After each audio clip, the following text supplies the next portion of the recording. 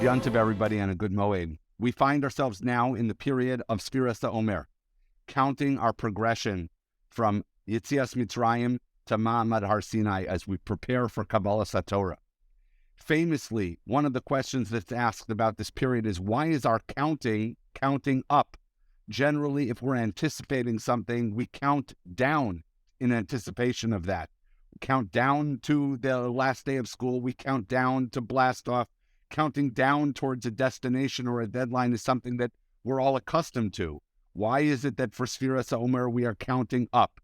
The Sefer HaChinuch asks this question and famously gives the answer that it's playing to the mindset of the Jewish people, that we don't want to discourage people that it's so far away from Kabbalas HaTorah, 49 days, 48 days, 47 days.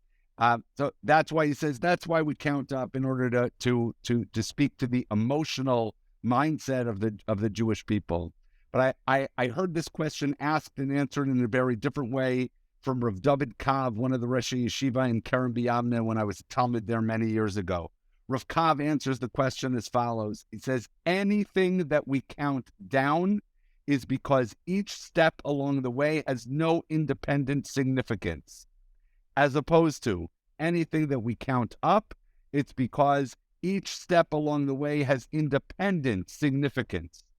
Right? If you're trying to make a siyum, right, you don't count down the number of dapim that you have left. You count up. I finished this many dapim. I finished that many dapim, because each step has significance in and of itself.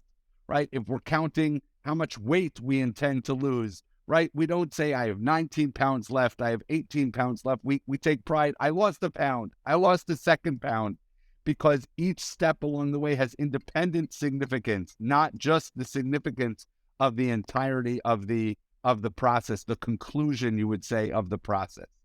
So that's why it is with Sfiras HaOmer that we are counting up, because each day is about the growth of that day.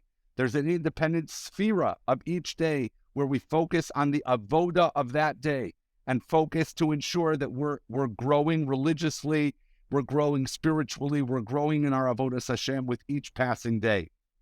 I think that's a tremendous message of chizuk to us who are dedicating ourselves to the well-being of the Jewish people, to recognize that each and every day is a day that lends itself to inherent growth and development, that we're not just about the end process, end product, but we're about each step in the process along the way.